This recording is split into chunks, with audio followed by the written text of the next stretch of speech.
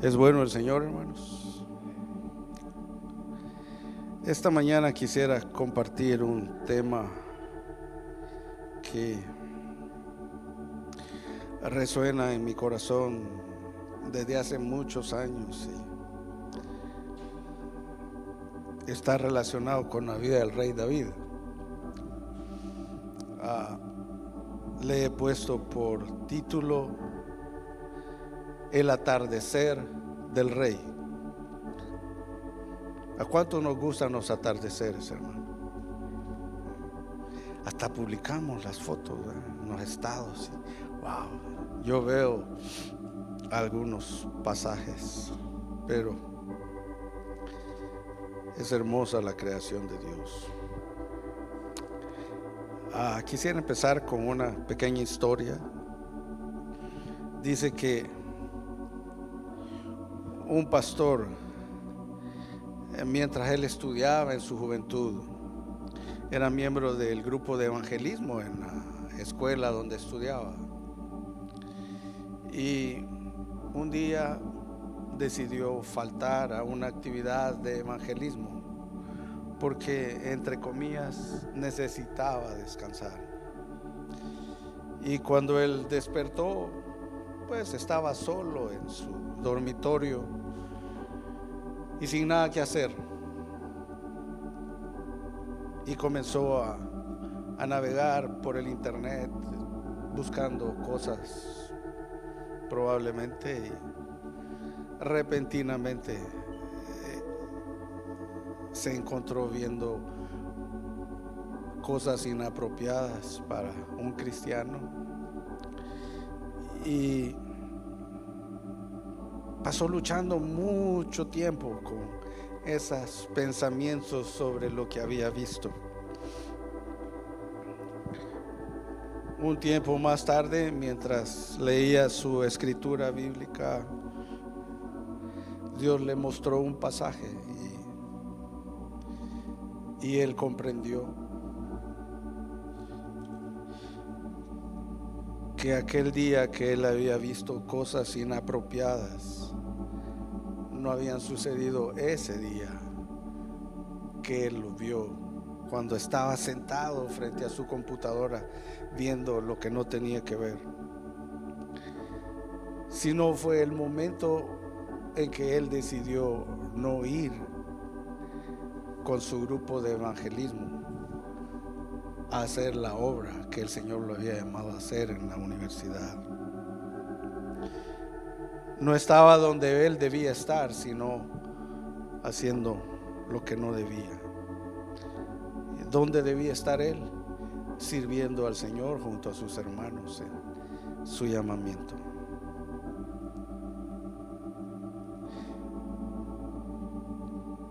No les voy a preguntar si ustedes han hecho eso, hermanos. No, ni les voy a decir.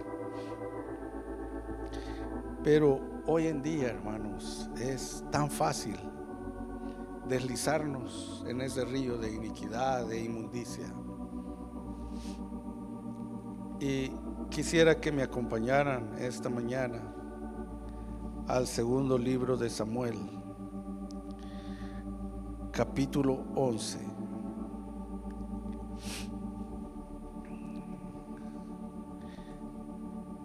Verso 1 y 2.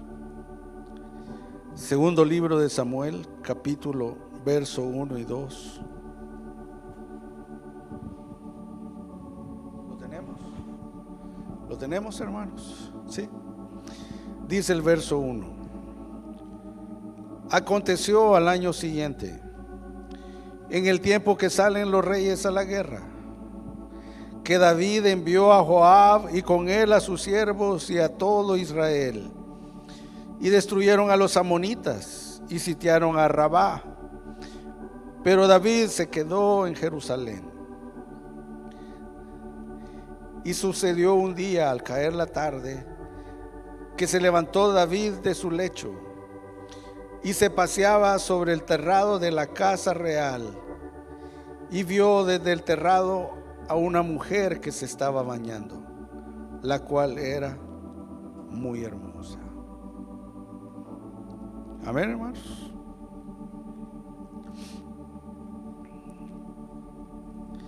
En el verso 1 dice que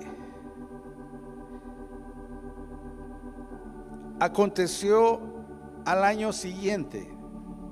¿Qué dice después? En el tiempo que salen los reyes a la guerra. O sea que imaginémonos eso que dice ahí, en el tiempo que salen los reyes a la guerra. O sea que había como una temporada de luchita, ¿verdad? Entre los reinos, y decían, bueno, hay que prepararnos porque el año pasado perdimos contra los de Amón y no puede ser, ¿verdad? Somos el pueblo escogido de Dios y nadie nos puede derrotar porque Dios está con nosotros. Y entonces quizás se preparaban, como que era una temporada esperada, ¿verdad? A ver, hermanos, ¿a cuántos les gusta pelear? A nadie, con sus hijos. Hagamos una luchita, le decía uno a sus niños, ¿verdad? Yo a veces le decía a mi hija, peleemos, y peleábamos de vez en cuando. Hagamos esa temporada. Entonces yo me imagino a todos los reyes con sus capitanes, sus generales, preparando la estrategia. Mira, hoy vamos a ir ¿contra quién? Contra los amonitas otra vez. Sí, pero eso no ganaron el año pasado. Sí, pero hoy tenemos una nueva estrategia. Inventamos una nueva arma para poder derrotarlos, y esa no la conocen ellos. Y están ahí esperando ese tiempo en que salen los reyes a la guerra.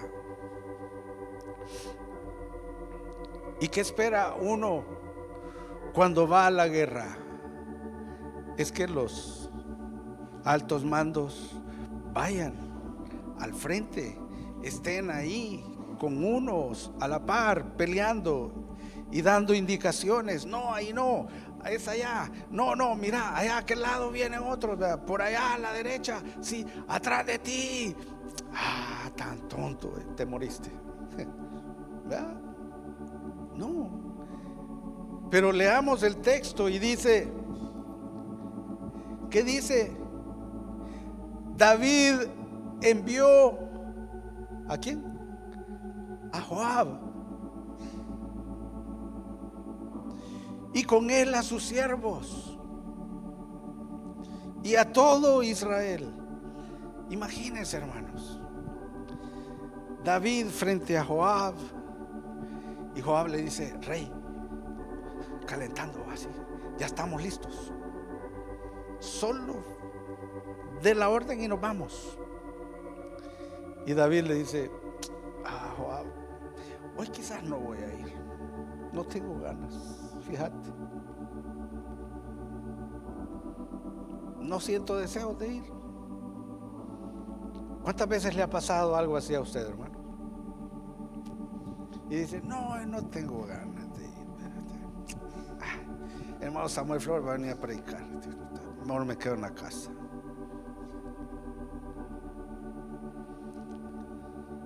Andamos, sí. Vos podés. Después de mí sos el segundo, entonces, ¿cómo que yo fuera? No te preocupes. Y fue Joab con sus siervos y todo Israel, y a pesar de eso estaban ganando la batalla. Y Joab quizás le decía, David, pero los soldados quieren verte ahí al frente, y entonces se sentirán más animados de verte, que vos también estás peleando las batallas del pueblo de Dios.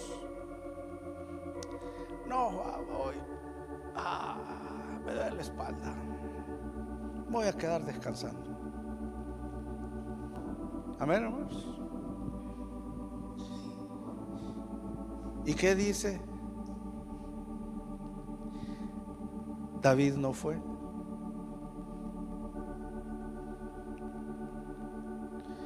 Sino que dice que, pero,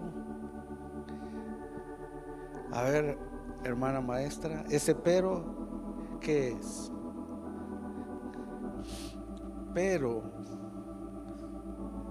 es una conjunción, creo yo, que dice, sí, pero no quiero. Pero David se quedó en Jerusalén.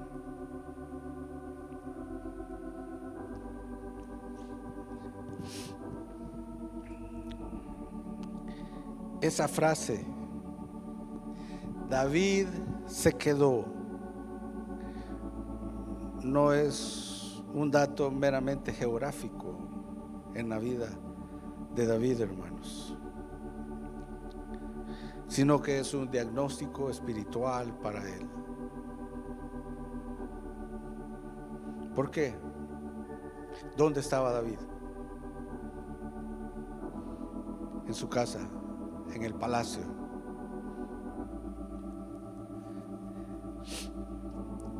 ¿Qué estaba haciendo, hermanos?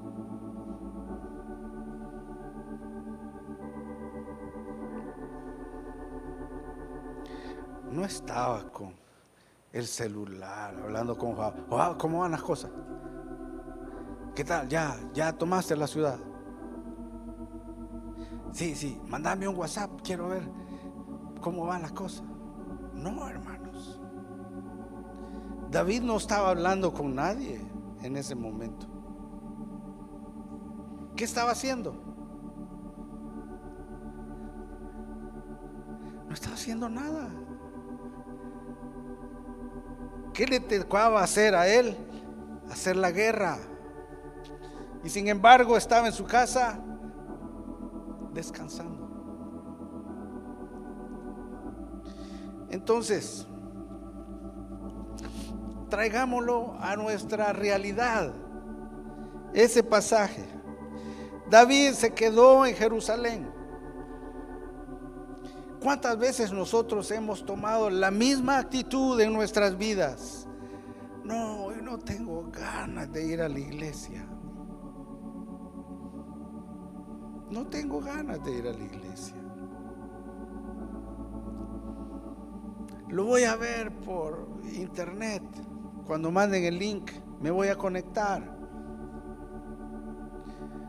¿Les ha pasado que lo que menos hacen es ver el servicio por internet? Porque se ponen a hacer, les digo yo, nos ponemos a hacer otras cosas y tenemos el celular a la mano y alguien nos escribe, alguien nos llama, o de repente el hermano nos perdió porque se puso aburrido y nos desconectamos.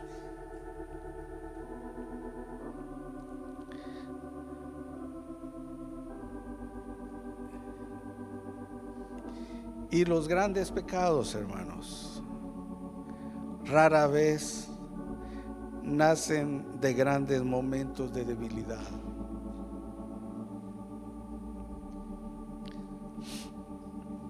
En el verso 2 vemos que David veía a Betsabé, porque hoy sabemos cómo se llama.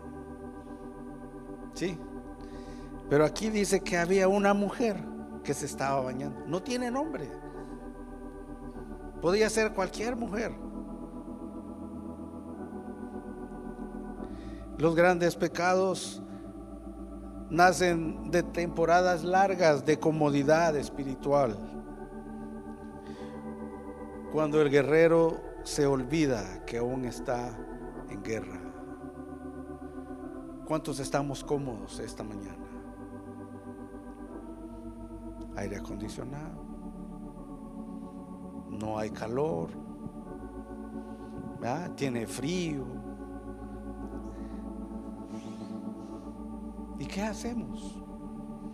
Hasta agarramos posición a veces, no se han dado cuenta que uno va como acomodándose así a que quede literalmente cómodo en la silla, ¿verdad, Juan Carlos? Sí, así, aquí, ahí está, hoy sí. Y de repente, no es que el hermano me durmió. No, hermanos, fue la comodidad la que nos hace dormir muchas veces.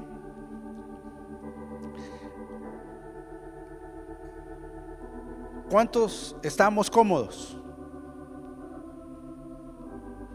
Esa fue la pregunta que les hice, hermanos. Les voy a contar una historia. Yo cuento muchas historias personales. Soy contador y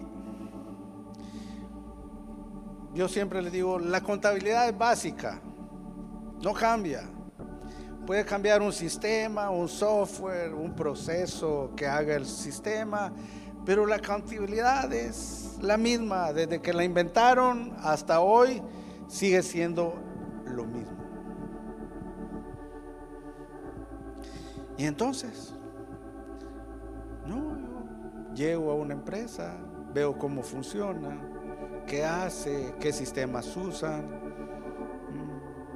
pregunto cómo lo hacen. Ok, sí, chévere. Me quedo un poco tarde los primeros días mientras voy aprendiendo y conociendo. Después me quedo por deporte nada más, ¿verdad? Porque no me gusta salir temprano, digo yo. Y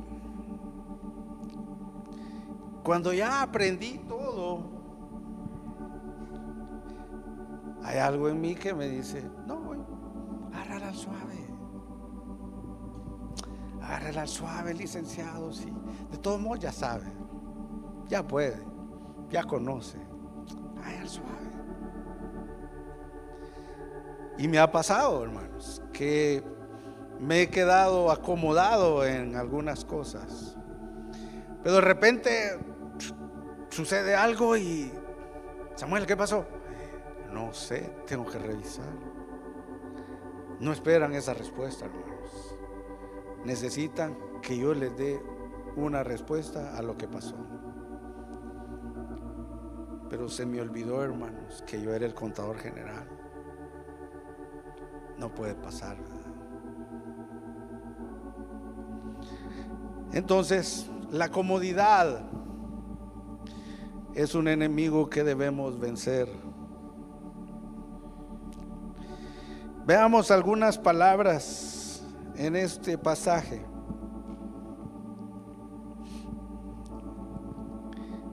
En el verso 2, y sucedió un día, al caer la tarde,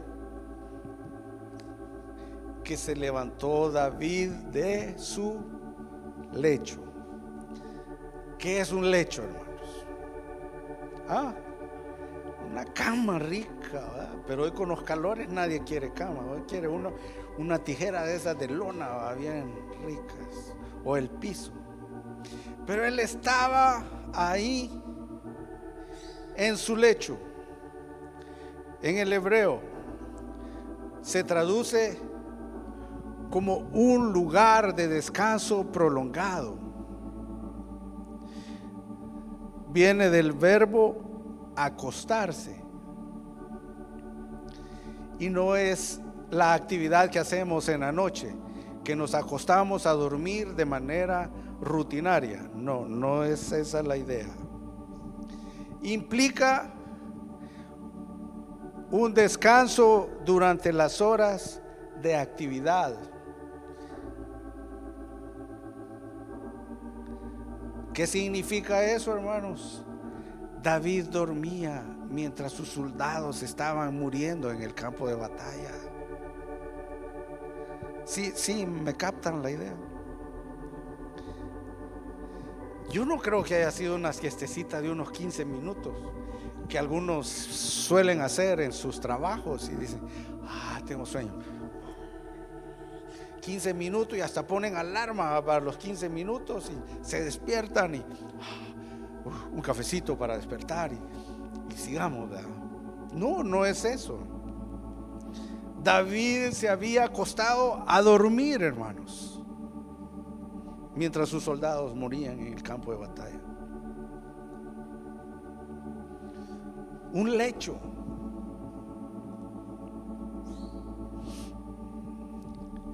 En el verso 4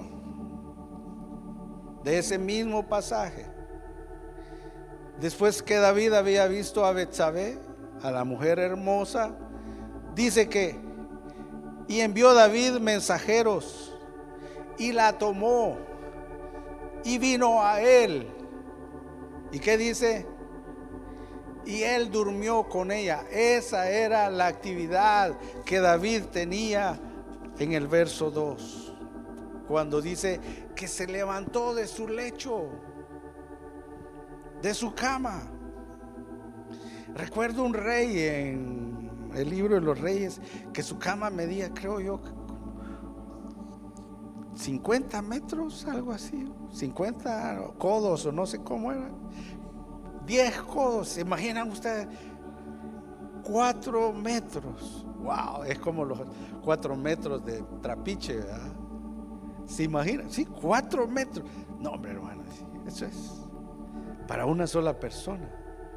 ¿A dónde dormía? ¿Se imaginan ustedes a ese rey gateando por toda la cama para llegar a la almohada? No, no sé, me imagino yo divertido, ¿verdad? Verlo gatear para llegar al centro donde tenía su cobija y su almohada. Wow, increíble. Pero murió por amar el sueño. Y David cometió un pecado por amar el sueño, por estar en su cama. ¿Es rico dormir, sí o no? Sí, hermano. Alguien me dijo hace unos días: ay, con este clima no dan ganas de venir a trabajar, ¿verdad? No, le digo, yo no me quería levantarle. Y me levanté, le digo, porque mi hija tenía una actividad de la universidad que si no la tiene, hermano, no me levanto, me quedo dormido. Pero hay que levantarse, ¿va? Hay que levantarse, ni modo, obligados, ¿verdad? Todos, ¿sí? Y nos levantamos.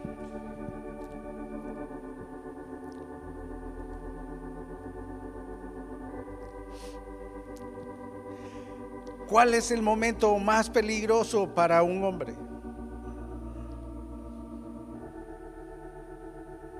¿Alguien sabe? ¿Cuál es el momento más peligroso para un hombre o una mujer?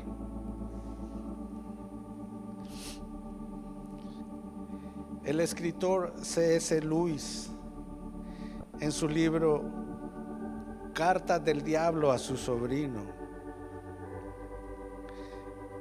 le dice a su sobrino que el demonio es crútupo, instruyendo a su aprendiz en este principio. Le decía: cuando un humano comienza a sentir que ha progresado en la vida cristiana, ese es el momento más peligroso. La confianza propia es la grieta por la que entramos. Estoy confiado. No, ya sé lo que tengo que hacer. No me tiene que decir usted nada. ¿Cuántos hemos tenido esa actitud? Amén. ¿Qué me va a enseñar usted a mí?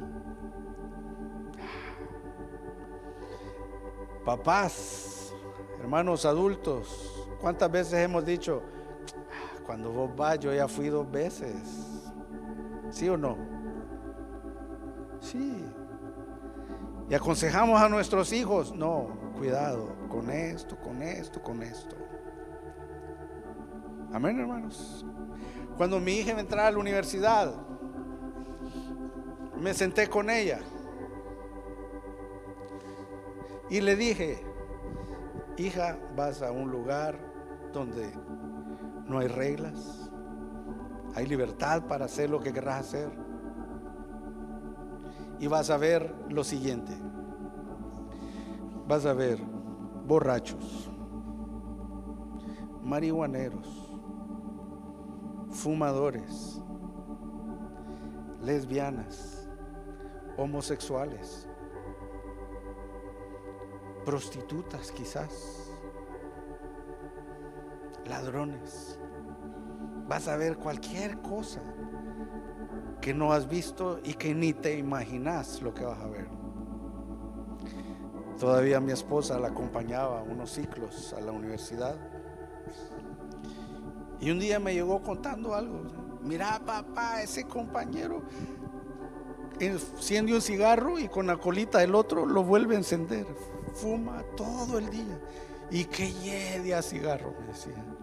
Wow.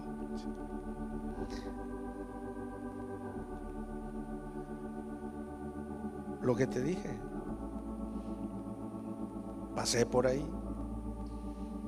Dios fue bueno y me guardó. Pero entonces,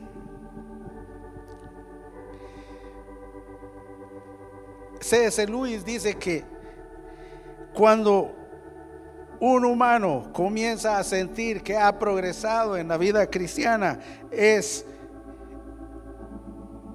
el momento más peligroso para su vida. No es en el momento de debilidad, sino es cuando nos consideramos exitosos y buenos para algo que hacemos. La caída de David no ocurrió en el desierto de Judá. No ocurrió en la cueva de Adulam cuando Saúl lo perseguía. Ocurrió cuando él era rey, establecido por los ancianos, por el pueblo. Él era rey. En la cumbre de su vida, David falló.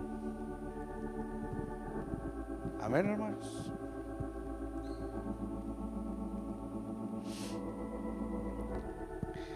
En el palacio que él construyó,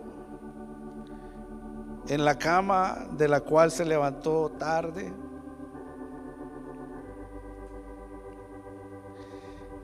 el enemigo no esperó que David fuera débil para atacarlo. El enemigo esperó que David se creyera invulnerable. No. ¿Cuántos han visto a los superhéroes de Marvel y DC Comics? Todos ellos tienen poderes, pero tienen una debilidad. ¿Sí? David creyó que nada podía derrotarlo. Soy el ungido de Dios. Él me escogió de atrás de las ovejas, me ungió con su aceite. Tenía al mejor juez que alguien podía tener al lado suyo, al profeta Samuel. Qué compañero, hermanos. ¿Sí o no? Qué compañero. ¿Cuántos quisiéramos un compañero así? Yo sí, hermanos. Sin embargo, David creyó que no necesitaba nada más y se quedó en su casa, en su lecho. Entonces, ¿cuándo es el momento más peligroso para una persona? No es cuando usted es débil y sabe que es débil, porque cae repetidamente, porque vamos a esos lugares constantemente. Vamos ahí y lo hacemos consciente de que es nuestra debilidad. Amén, hermanos. Ese no es el lugar más peligroso, ¿no? Viaje de agua, dice uno. Voy, vengo, no. El momento más peligroso para nuestras vidas es cuando creemos que somos exitosos. Les he contado en alguna ocasión, cuando yo me gradué de la universidad, ¿saben qué pensaba yo? Que después de mí ya no había nadie más como contador, y que la persona que me había contratado en ese momento, hermano, se había sacado el premio gordo de la lotería conmigo. No le iba a faltar nada, ni iba a tener problemas. Estaba recién convertido y Dios tenía que tratar con mi corazón. Yo preparaba los informes y todo, se los daba al dueño y los agarraba.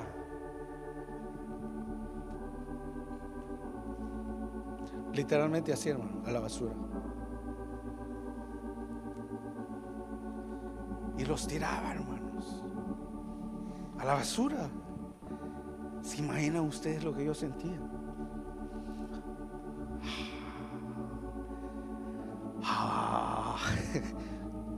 Usted no sabe todo lo que me costó hacer eso. No, eso no sirve, no es lo que yo quiero. No me sirve para lo que necesito hacer. Y me quedaba callado, hermanos. Está bien, ¿qué necesita? Tomaba mi lapicero y volvía a apuntar. Necesito esto. Ok, está bien. ¿Para cuándo? Para tal día. Está bien, se lo mando. Sí. Hermanos, yo estaba casi rompiendo la ropa, con ganas de...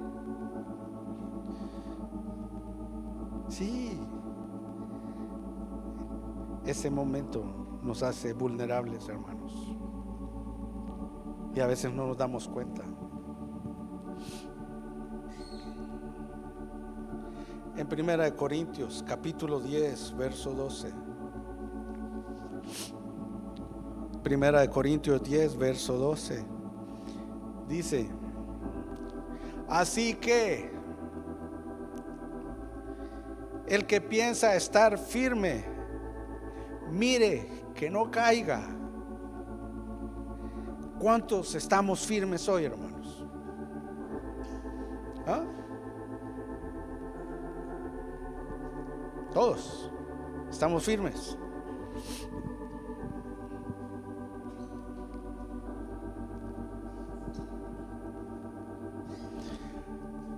Recuerdo a un joven,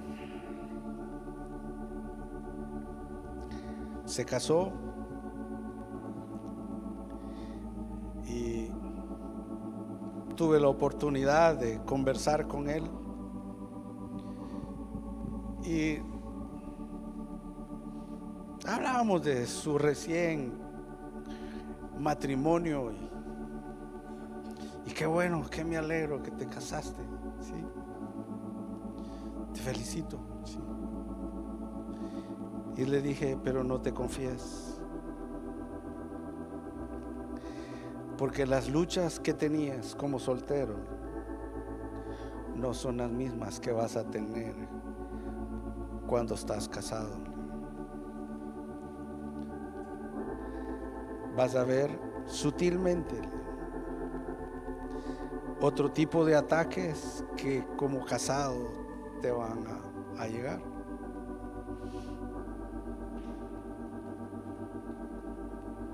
No te confíes. Si antes soltero tenías pensamientos malos, hoy vas a ver el ataque venir en una figura femenina.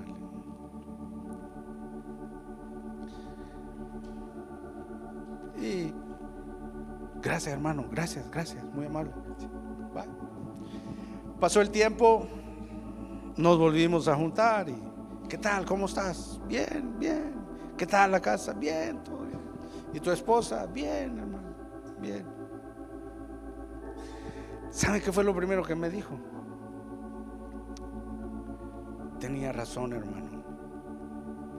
Sí, los ataques llegaron, como no tiene idea. No hay que confiarnos. No podemos estar confiados. Así que el que piensa estar firme, mire que no caiga. Efesios 2:10 dice: porque somos hechura suya, creados en Cristo Jesús para buenas obras, las cuales Dios preparó de antemano para que anduviésemos en ella. Somos creados a la imagen y semejanza de Dios. ¿Entendemos eso nosotros, hermanos? No hay otro como usted y como yo. Somos únicos. Como dice la frase, one in a million. Uno en 1,000,000. No hay otro.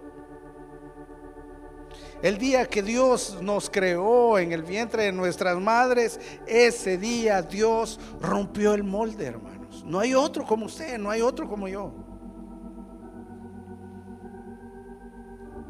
Y si estamos aquí hoy es porque Dios tenía un propósito para nuestras vidas y tratamos de caminar en ellos, en aquello que Dios preparó para nosotros, y alcancemos lo mejor que Dios tiene.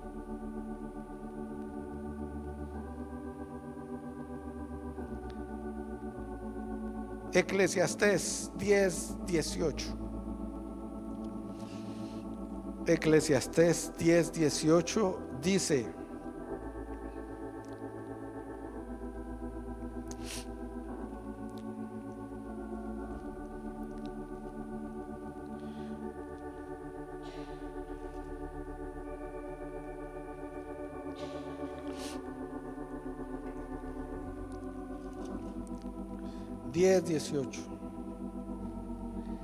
por la pereza se cae la techumbre,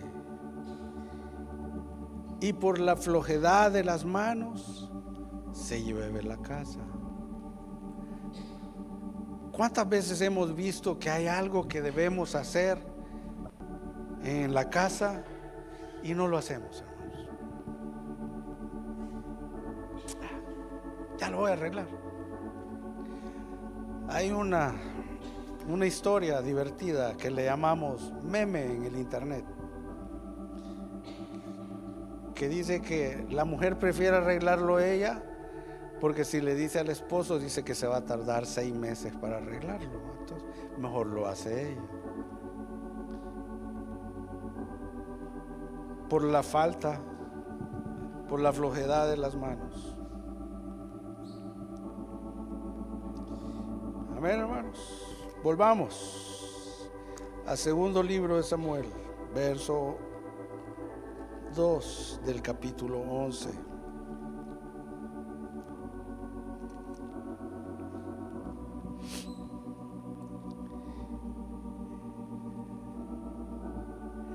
En el verso 2 ya hablamos del hecho de dormir, de qué produce la comodidad en nuestras vidas. Ahora veamos la siguiente frase en el verso 2. Y sucedió un día al caer la tarde que se levantó David de su lecho. ¿Y qué dice? Y se paseaba sobre el terrado de la casa real. ¿Qué hacía, hermanos? Simulemos que esta era la cama y David se levantó y caminó.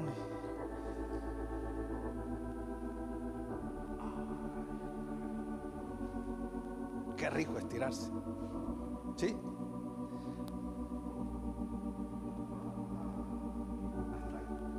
Hacemos expresiones. ¿No lo hacen ustedes, hermano? Qué aburridos son. Y dice: y David se paseaba sobre el terrado en la casa real. ¿Logran ver la imagen, hermanos?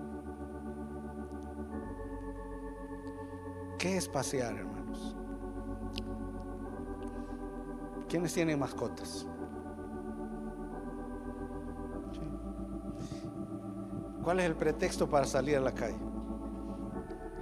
Voy a ir a pasear al perrito. Y lo agarramos, ¿no?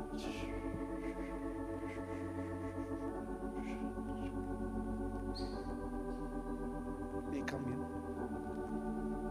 Para donde el perro va, para ahí va uno. ¿Sí o no? ¿Sí o no?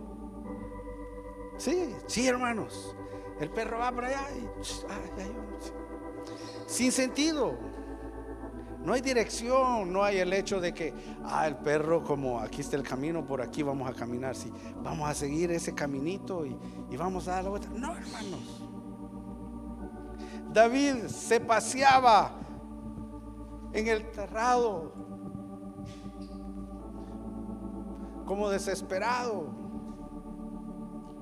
Se metía las manos a la bolsa, se rascaba la cabeza y quizás le decía a uno de los guardias que tenía allá: qué aburrida está la tarde, ¿verdad?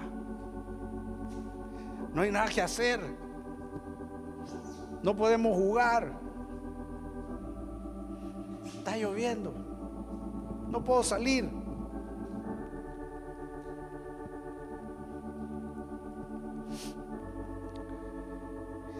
¿Qué es un terrado, hermanos? ¿A cuántos les gustan las casas de 2 plantas? Se ven fantásticas, ¿verdad? Usted las ve, wow, qué chulada de casa, dice uno. Pero yo cuando pienso que voy envejeciendo y tengo que subir gradas, digo, no, esa no me conviene. Mi hija me dice: sí, mira, esa tiene 2 plantas. No, esa no me conviene. Yo voy envejeciendo y lo que menos quiero es subir gradas y caerme. Entonces, no, una de una planta. Ahí estaba, hermanos.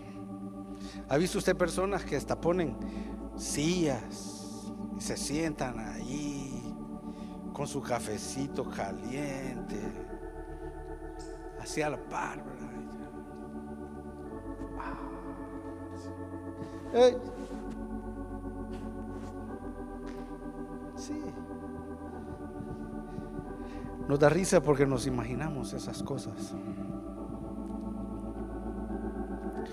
El terrado era la estructura más elevada del palacio. Desde ahí el rey podía ver todo Israel. Amén, hermanos.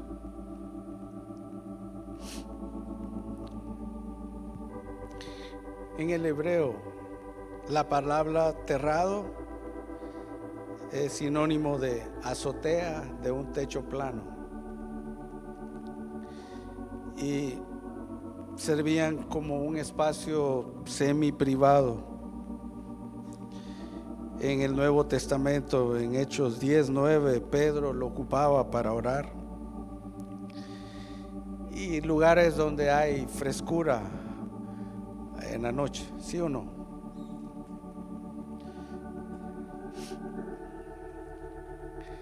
Pero también era la plataforma del poder de David.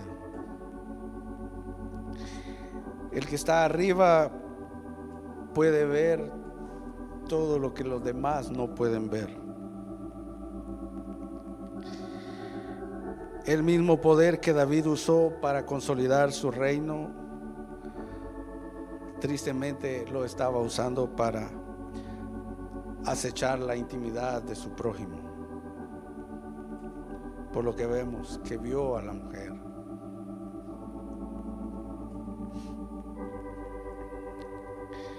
El privilegio sin vigilancia moral se convierte en el escenario del abuso. Imagínense, David ahí, nos reímos un poco cuando yo paseaba aquí, sí, pero esa es la verdad.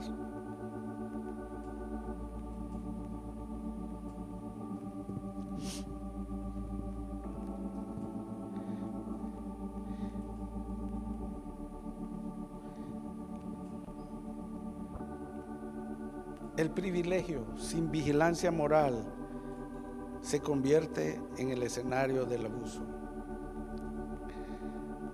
¿Por qué razón la iglesia Hebrón, llamémoslo así, hace énfasis en que las mujeres deberían quedarse en sus casas a cuidar sus hogares y cuidar a sus hijos?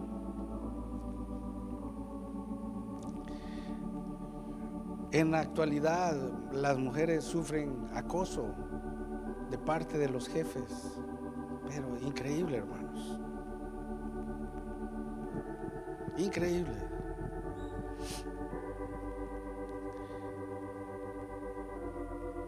Y si no hay temor de Dios en esas situaciones, muchas mujeres han caído presas de sus jefes que las acosan.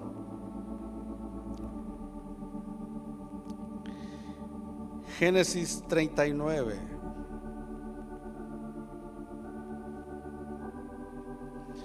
verso 9 al 12.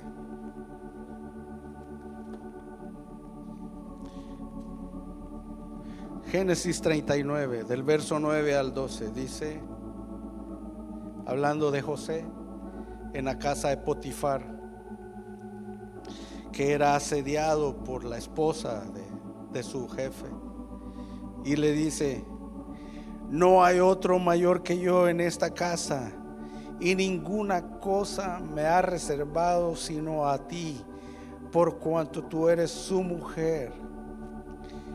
¿Cómo pues haría yo este grande mal y pecaría contra Dios? Hablando ella a José cada día y no escuchándola él. ¿Para qué? Para acostarse al lado de ella, para estar con ella. Aconteció que entró él un día en casa para hacer su oficio, y no había nadie de los de casa allí. Y ella lo asió por su ropa, diciendo: duerme conmigo. Entonces él dejó su ropa en las manos de ella y huyó y salió.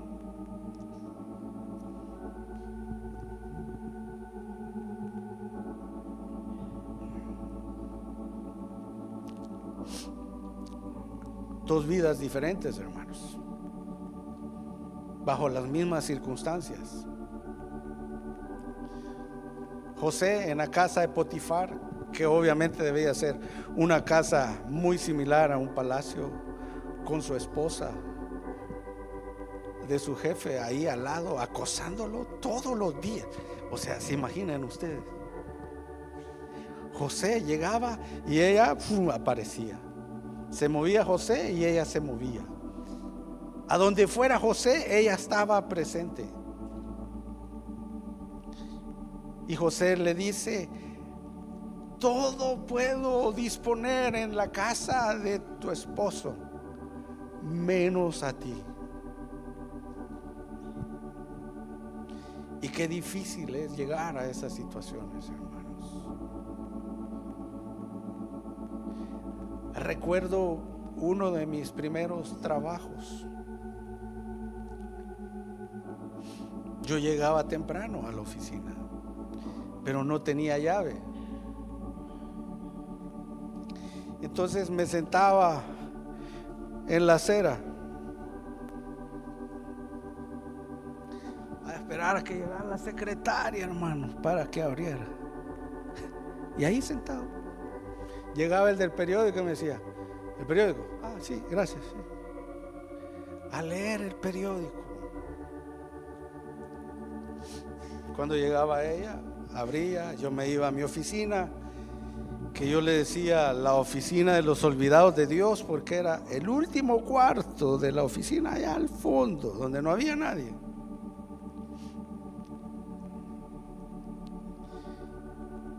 Y una vez me quedé en la oficina principal, no me fui a mi oficina. Y habíamos agarrado cierta confianza con la secretaria para platicar y estar ahí, tomábamos café. Y recuerdo una mañana que ella se levantó de su escritorio y empezó a caminar hacia donde yo estaba. Y cuando la vi, hermanos, fue un milagro de Dios que logré discernir a qué venía.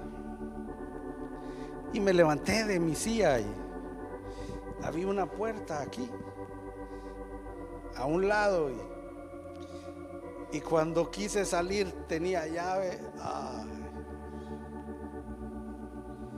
Y me quedé parado frente a la pared mientras ella venía caminando hacia mí de una manera sensual. Y yo decía: Señor, ¿qué hago aquí? ¿Qué hago aquí?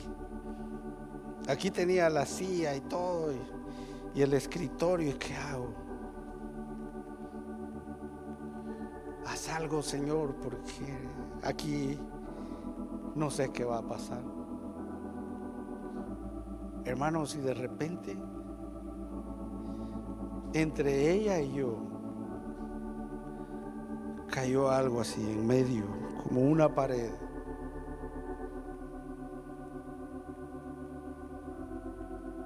Y soberanamente la puerta se abrió a mi lado.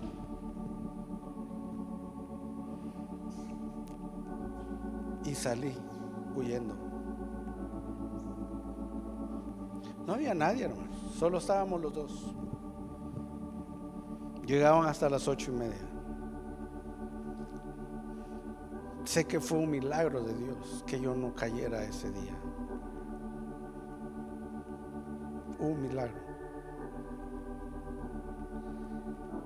Y me fui allá a mi oficina. Gracias, Señor, gracias, gracias, gracias. Pero no terminó ahí, hermanos. A mediodía llegó a mi oficina y se sentó sobre una mesa tratando de mostrarme sus partes íntimas, y yo me levanté y le dije: por favor, salga. Pero ¿y qué pasa? ¿Por qué quiere que me vaya? Por favor, salga. No quiero que esté aquí y no quiero que venga aquí cuando yo estoy solo. Pero mire, ¿y qué pasa pues si tenemos una relación? No tenemos una relación. Por favor, salga. No quiero volverla a ver aquí en mi oficina. Segunda de Timoteo 2:22. Dice el consejo de Pablo a Timoteo: huye también de las pasiones juveniles y sigue la justicia, la fe, el amor y la paz con los que de corazón limpio invocan al Señor.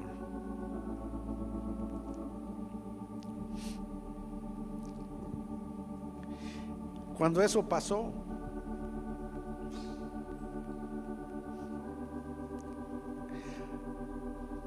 unos meses después renuncié para irme al instituto bíblico a estudiar.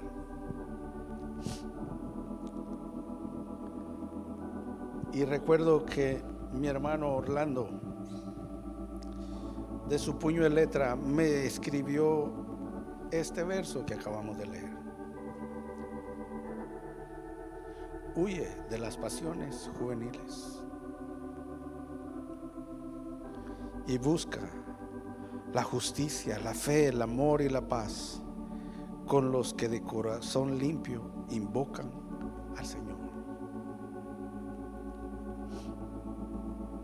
Nadie está exento, hermanos, de caer.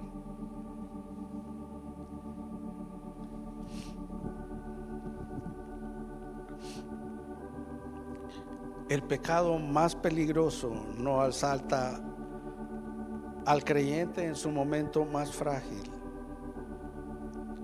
sino que lo seduce cuando él está cómodo. La ociosidad es el laboratorio donde la tentación fabrica sus mejores armas. Permanecer en el llamado de Dios a nuestras vidas no es solo una virtud, es una armadura, hermanos. ¿A qué nos ha llamado Dios? Sino a hacer luz a las naciones, algunos. Pero tenemos un llamado de Dios en nuestras vidas.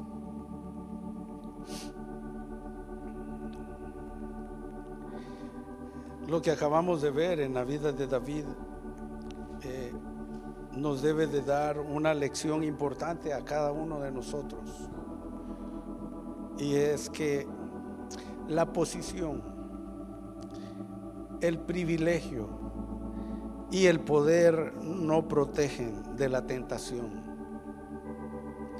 ¿Quién era David? El rey. ¿Qué privilegios tenía? Todos. Y podía decidir qué hacer, qué no hacer, y no darle cuenta a nadie de lo que hacía. Tenía el poder para decidir quién vivía o quién moría, para decidir lo que fuera. Pero eso no lo protegió, hermanos. Al contrario, eso amplificó el nivel de la tentación en su vida.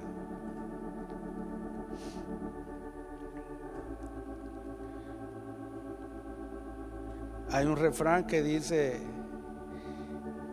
entre más alto el mango, la caída es más grande, ¿verdad?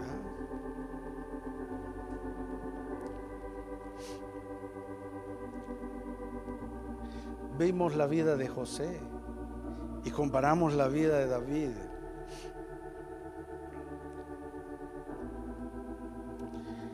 José huyó, hermanos. Él estaba convencido de lo que tenía que hacer y huyó, y no le importó ir a la cárcel otra vez. David se quedó en la azotea donde paseaba sin sentido. Él se quedó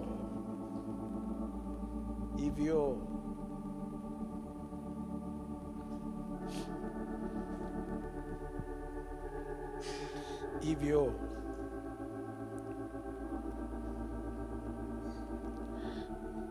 los dos estaban en un ambiente parecido, hermanos.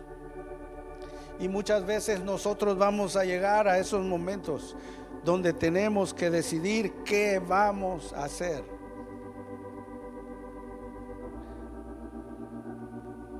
Y ojalá tomemos la actitud de José: huir. En ocasiones hablábamos con mi hija acerca de situaciones que se le iban a presentar, y le decía: no va a estar tu mamá, no voy a estar yo, no va a haber nadie al lado tuyo cuando esa situación llegue o se presente.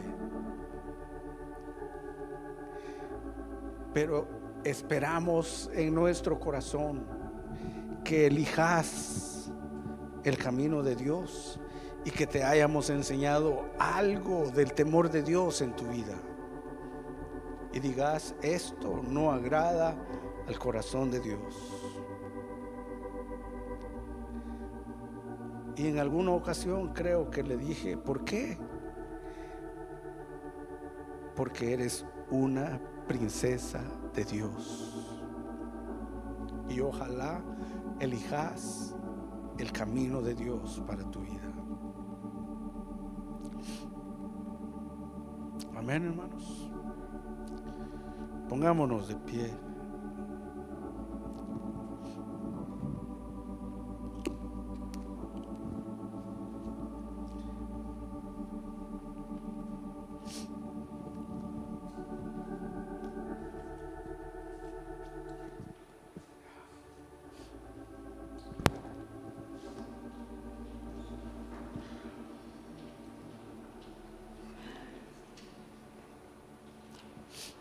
Yo creo que Dios es bueno con nosotros.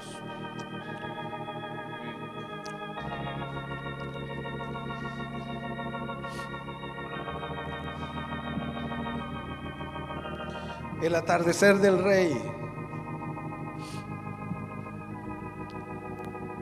Y esta mañana que yo vine aquí,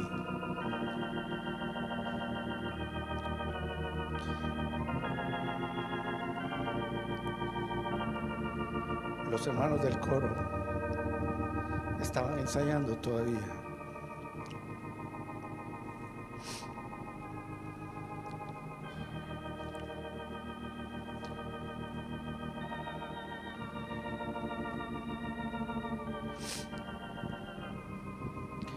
estaban cantando, pon tus ojos en Cristo.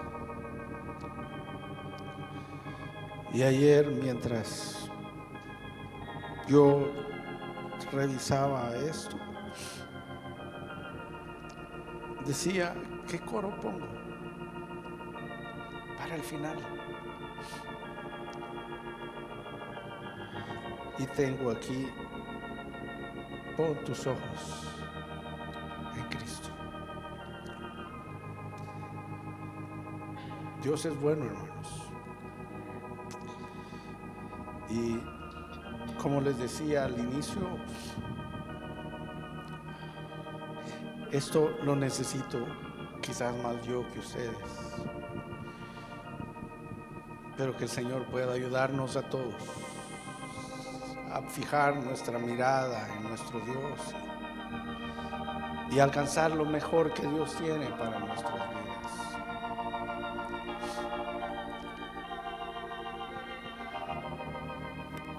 David, un hombre conforme al corazón de Dios, no estuvo exento de caer. Podemos preguntarnos nosotros, Señor, si David, que era un hombre conforme a tu corazón, cayó aquí, ¿qué de mí, Señor? ¿Qué de mí, que ni siquiera tengo el 1% del anhelo de David en mi corazón para buscar tu presencia, para buscar tus caminos? Pero haz algo hoy en nuestras vidas. Como les decía, no es solo para hombres, también es para mujeres, hermanos, que trabajan y están ahí.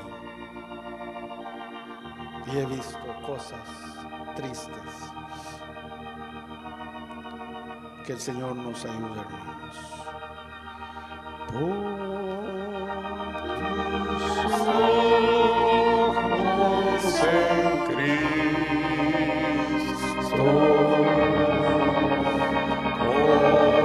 contemplas su rostro de amor y lo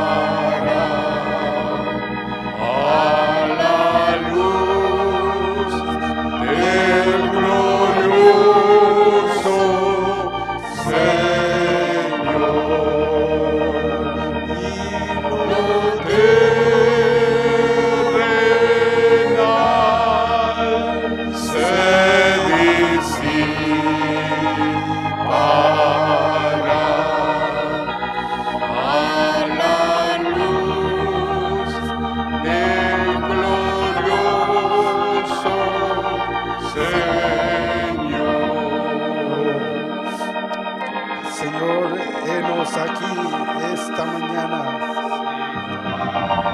Abre nuestros ojos, Señor. Quita las escamas de nuestras vidas. Oh, Señor, atráenos a ti. Atráenos a ti esta mañana, Señor.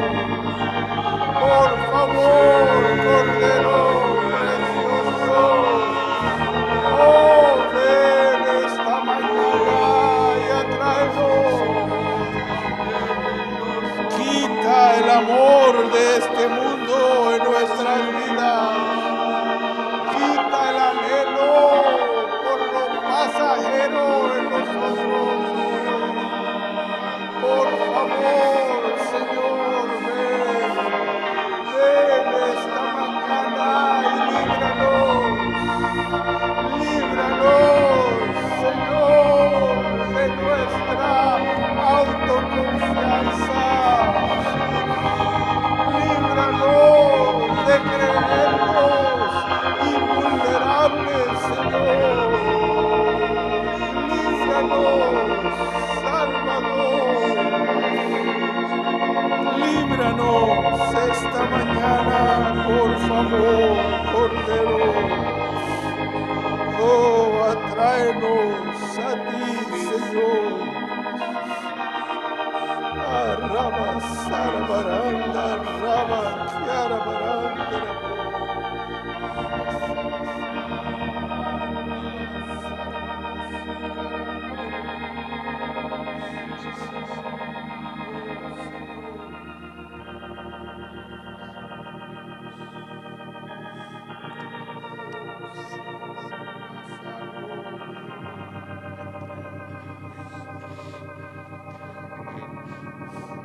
Haz algo en nuestras vidas, por favor. Oh, Señor, Señor.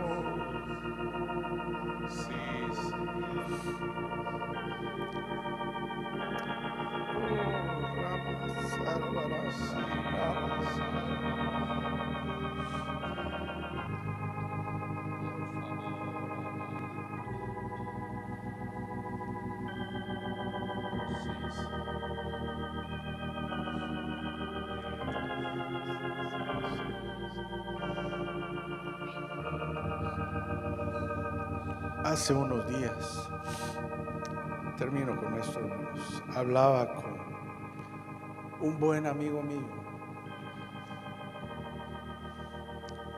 Él lo despidieron de su trabajo, le faltaban unos meses para jubilarse. Y yo le preguntaba, ¿qué vas a hacer? Voy a hacer esto, voy a hacer aquello, voy a hacer lo otro. Les hablo del mes de febrero. Tengo planes, ok, qué bueno. Hace unas semanas hablé con él y me dice, no tengo ganas de emprender, no tengo ganas de hacer esto, no tengo ganas de hacer aquello. Todo lo que me dijo que tenía ganas de hacer, ya no estaba.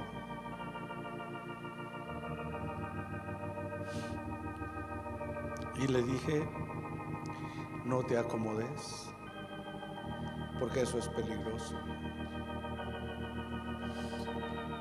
Y me dice, sí, tenés razón, la comodidad es peligrosa.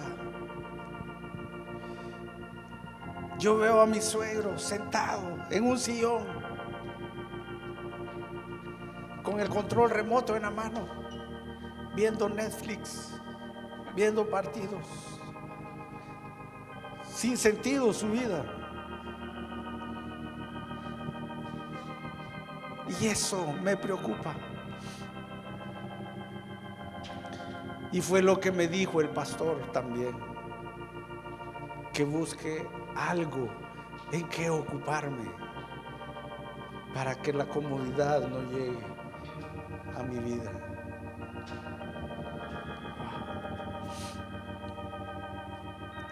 Solo un milagro de Dios, hermanos, puede salvarnos de ese lugar.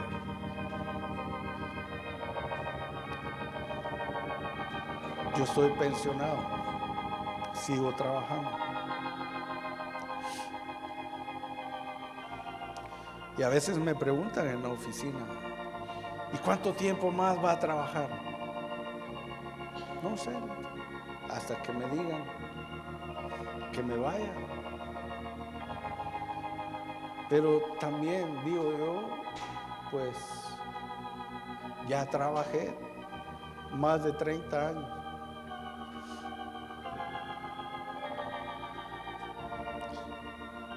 Y digo yo, en mi corazón,